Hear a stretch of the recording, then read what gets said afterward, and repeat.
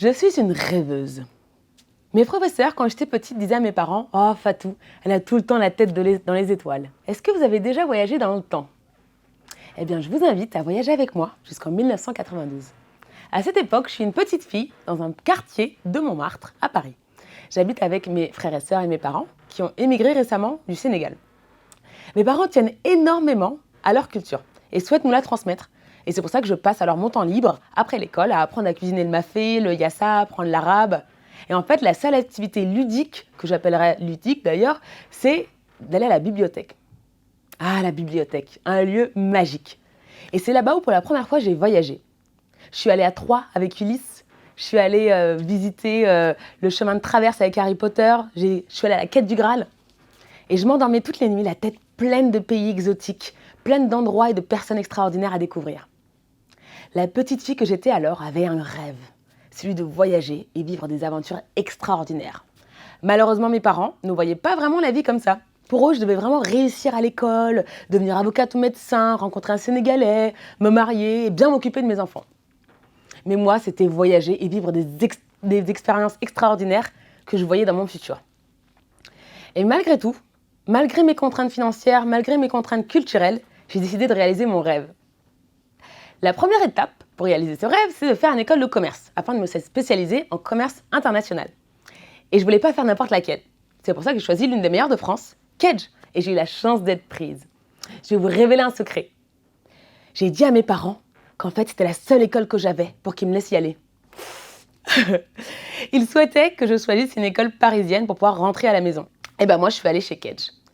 Mais je n'avais pas les moyens financiers. Du coup, je suis allée demander un prêt à la banque. J'étais un petit peu intimidée d'aller à la banque et du coup, mon père m'a accompagnée étant mon garant. Quand je suis allée à la banque, j'étais accueillie par une dame et pour lui demander le prêt. Et au bout de quelques minutes, elle me regarde, elle me dit « Avec un nom de famille comme le vôtre, je ne sais pas comment vous trouverez un prêt. » Sur le coup, j'ai pas vraiment compris ce qu'elle me disait.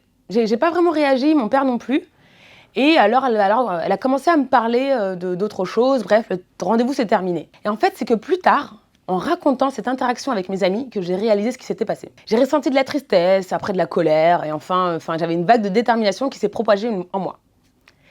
Cette femme avait décidé qu'à cause de mes origines, je ne pourrais pas réaliser mon rêve d'entrer en école de commerce. Et en fait, ça n'a fait qu'accroître ma détermination.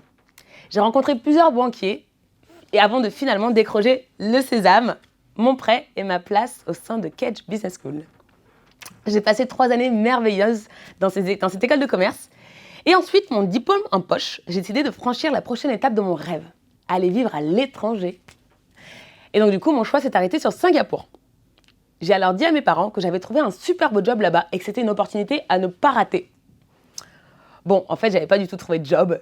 Et c'est avec 3 000 € en poche et mon sac à dos que j'ai atterri dans cette ville fabuleuse. Et en fait, pour être honnête, j'avais hyper peur. J'avais peur de ne pas trouver de job, j'avais peur de ne pas y arriver, j'avais peur de ne pas me sentir bien dans cette ville. Et en fait, au bout de 2 mois, j'avais toujours pas de job. Malgré les centaines de CV que j'avais envoyés, les dizaines d'entretiens, je commençais à me faire à l'idée que mon rêve ne deviendrait pas une réalité. 2 semaines plus tard, alors que je commençais vraiment à déprimer, je me disais vraiment que j'avais échoué, j'ai reçu un coup de fil. J'étais prise dans une boîte pharmaceutique en tant que chargée événementielle. Alors, je vous laisse imaginer ma joie, mon exaltation. En fait, mon rêve est devenu une réalité. Pendant 3 ans, non seulement j'ai visité plus de 30 pays, mais en plus, j'étais payée pour le faire. Et en 6 mois, j'avais doublé mon salaire en devenant export manager. J'ai visité les souks en Iran. J'ai fait un safari au Botswana. J'ai vu le plus beau lever de soleil à Bagan en Birmanie. J'ai rencontré des personnes extraordinaires et j'ai découvert surtout des cultures incroyables. C'est le moment où j'ai réalisé une chose. C'est en suivant nos rêves que nous créons le futur. Je répète, c'est en suivant nos rêves que l'on crée le futur. Parce qu'en fait, le futur était tout tracé pour moi.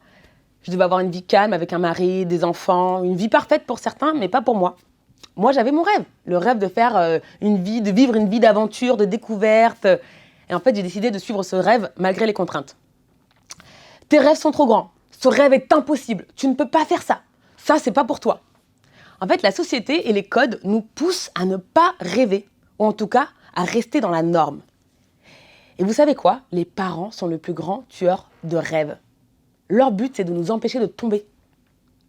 Parce que oui, suivre ses rêves, c'est un défi. Je vais vous raconter une autre histoire. À Singapour, j'avais décidé de réaliser un autre rêve, créer ma première entreprise. Alors avec mon associé Delphine, nous avons créé Little Pixie Box, une agence événementielle pour enfants. On organisait des anniversaires sur un concept de boîte à thème. Et on s'occupait de tout, on faisait tout à la main. Au bout d'un an, je pars en vacances en Malaisie. Et au retour, je suis arrêtée à la douane. Après 4 heures d'attente, je suis amenée dans le bureau d'un responsable. Et il me dit alors, retournez en Afrique, vous n'êtes plus la bienvenue à Singapour. En effet, malgré mon visa valable, en fait, cette personne avait décidé de mettre un terme à mon rêve et de m'interdire l'entrée sur le territoire. Ce jour-là est clairement resté gravé dans ma tête. Désespoir, peur, tristesse, rage. En fait, j'ai ressenti toutes les émotions possibles. Hein. J'ai même pleuré pendant plusieurs jours à cause de cette injustice. Puis, j'ai dû faire un choix. Dire au revoir à mes rêves et rentrer à Paris ou bien aller vers une autre aventure. Le destin fait que j'avais un billet d'avion pour l'Australie où je devais aller en vacances. Et du coup, l'appel de l'aventure a été plus forte. J'ai sauté dans cet avion vers l'inconnu. Je suis arrivée down under sans argent. J'avais une amie qui a eu la générosité de m'héberger, je vendais des glaces le week-end pour survivre. Et finalement, j'ai trouvé un job en tant que consultante export. C'était pas super bien payé, mais au moins, ça me garantissait un visa. 2 ans plus tard, je devenais la directrice du commerce international d'un grand cabinet de conseil. Salaire à 6 chiffres, appartement de rêve, de responsabilités dans un domaine que j'adore. Je suis même devenue experte aux Nations Unies. Et en fait, c'était un nouveau rêve qui se réalisait. J'avais réussi à transformer toutes les contraintes en opportunités. Et contraintes, vraiment, j'en ai eu une grosse là. Hein. Et en fait, je me rends compte que réaliser ses rêves, c'est comme une course de haies. On passe défi après défi, mais on doit s'accrocher pour décrocher le fameux Graal. Et en fait, ces défis et ces contraintes, c'est en fait un magnifique tremplin vers la réussite. Parce que qui dit contrainte, dit créativité. Les contraintes, ça nous oblige à penser différemment, à faire appel à notre communauté, à faire de l'effectuation. Bon, je vais être honnête avec vous, hein, j'avais souvent hyper peur de rater, de me ridiculiser, d'échouer, du regard des autres, de ne pas être à la hauteur. Mais en fait, la peur, c'est comme d'être au volant d'une voiture sur la route de sa vie. Soit on décide que c'est nous qui conduisons, soit on décide que c'est la peur. Moi, je décide de dompter mes peurs, en fait, de me dire que c'est moi qui conduis et je relève à chaque fois le défi. À chaque fois que je le fais, en fait, ça muscle ma confiance en moi. Parce que l'audace est un muscle qui ne fait que se renforcer à chaque fois que je passe une nouvelle étape. Et du coup, maintenant, plus rien ne m'arrête. Vous voulez savoir c'était quoi mon dernier rêve ? C'était de faire un TED Talk, un TEDx avec Kedge. Et en fait, Kedge a réalisé mon rêve. Pour y arriver, je me suis dit qu'en fait, les rêves, plus on en a, mieux c'est. Plus ils sont grands, mieux c'est. Mon dernier rêve après le TED, juste avant le TED, en fait, c'était d'aider les autres à réaliser leurs rêves. Malheureusement, quand je demande aux gens quel est votre rêve, la réponse c'est « Oh, mais j'ai un superbe rêve, mais j'ai pas d'argent. » Et moi, je pense que l'argent, c'est pas la clé du succès et ça devrait pas l'être. C'est pour ça que j'ai décidé de créer un incubateur coopératif basé sur le troc. Le troc, qu'est-ce que c'est ?